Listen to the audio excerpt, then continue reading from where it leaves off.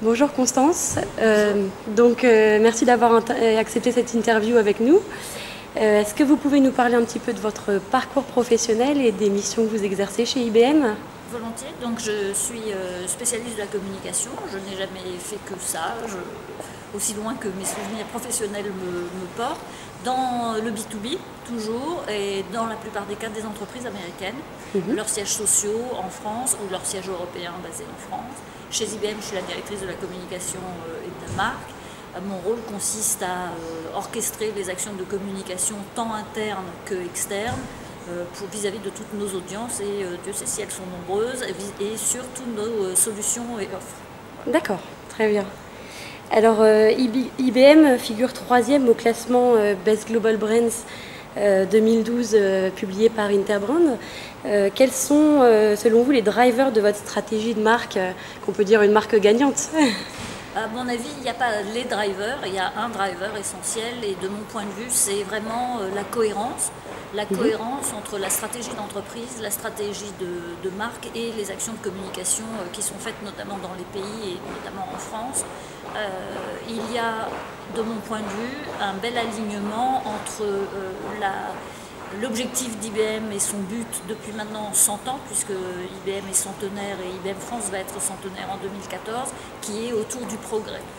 Bien sûr, le progrès s'articule autour des notions d'innovation, et c'est ce que nous essayons de mettre en place quand on est sur des actions de communication où nous essayons d'être innovants. Donc ça, c'est une forme de cohérence. L'autre forme de cohérence est autour des sujets que nous portons, où si on veut être autour de cette dynamique de progrès, évidemment, nous essayons de porter auprès de nos différentes audiences, que ce soit l'interne, que ce soit nos clients, que ce soit l'écosystème social et sociétal, nous essayons de porter au public le plus de solutions et de démontrer ce que l'innovation veut dire au quotidien pour toutes ces personnes, que ce soit dans le cadre de termes dont on entend beaucoup parler en ce moment, qui sont le big data, les villes plus intelligentes, le cloud computing et des choses un peu plus absconses, mais qui portent en elles toujours cette dynamique de progrès. D'accord. Donc, puisqu'on parle d'innovation, qui donc reste au cœur de votre stratégie de création de valeur, quels seraient vos conseils pour l'insuffler dans la communication de marque pour les autres annonceurs? Alors, vous allez croire que je suis un peu en boucle, mais pour moi, une des choses, c'est que, en fait, si on est très cohérent dans ce qu'on est censé faire, et qu'on essaye vraiment de ne pas être dans l'effet de mode, mais d'être vraiment authentique par rapport à ce que l'entreprise est et ce qu'elle fait, à ce moment-là, on peut vraiment être innovant. Il n'y a pas de dissonance. Et ensuite, évidemment, et c'est facile par rapport à l'audience que vous touchez, mais ça veut dire demander aux agences qui nous accompagnent de stratégie média, de relations publiques, de publicité, d'être innovants avec nous. Et à la fin, ça veut dire prendre des risques. Et donc, en tant qu'annonceur, mais aussi avec nos agences, accepter de prendre des risques, de défricher des terrains inconnus. Nous l'avons fait notamment sur une opération qui s'appelle les clés de la valeur. Nous avons reçu un prix, je ne dirais pas lequel pour pas parler de vos concurrents, mais on a reçu un prix sur le fait que nous sommes allés un cran plus loin, et notamment en faisant travailler plusieurs régies ensemble.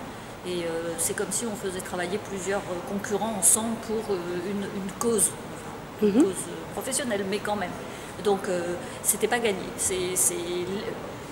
Mais les gens l'ont fait avec nous, ont pris des risques. Et derrière ça, c'était aussi prendre des risques en termes d'indicateurs, de mesures et de qualification pour du succès. Ça non plus, c'est toujours difficile quand on défriche un terrain, de prendre des risques sur la mesure.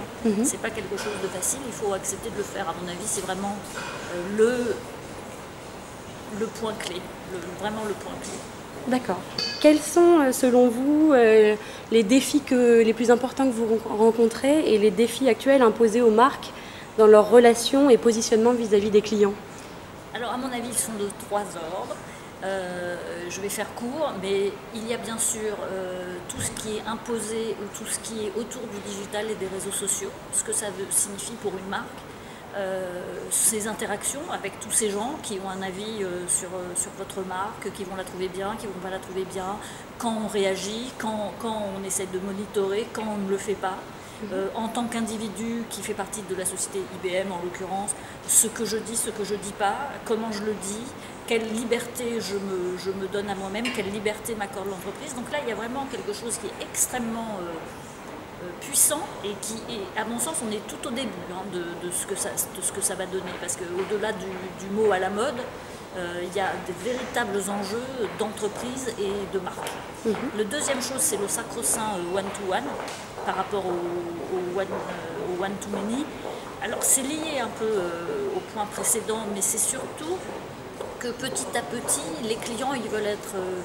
et nous avions fait une campagne de publicité l'an dernier là-dessus, que je résume en « Do you know me ?» Est-ce que vous me connaissez moi? Pas mon critère socio-professionnel, pas où j'habite, mais moi en tant qu'individu, comme un ami ou une amie pourrait me connaître.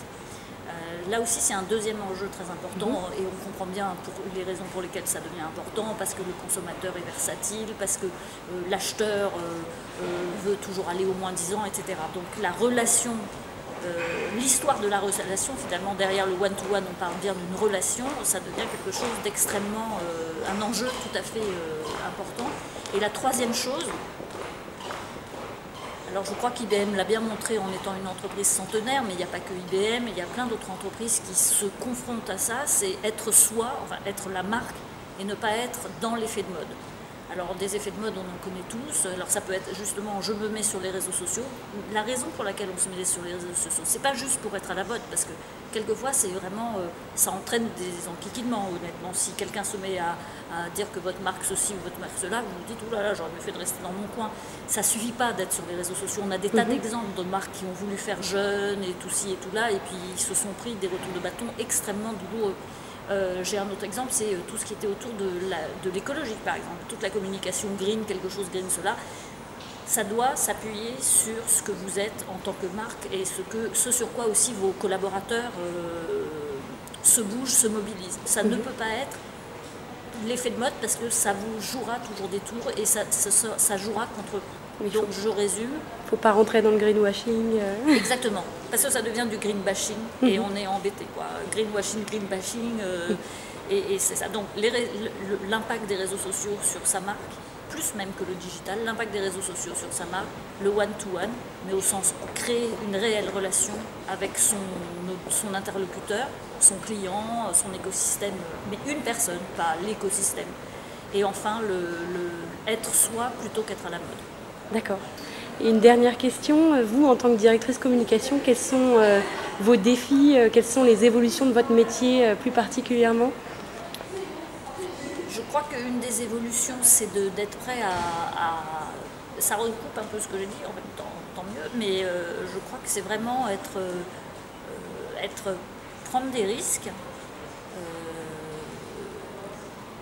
être soi-même visible sur les réseaux sociaux, et de manière intelligente si possible, et puis accompagner le fait que nos collaborateurs chez IBM aillent sur les réseaux sociaux et soient fiers de porter l'étendard d'IBM auprès de leurs audiences et de leur public.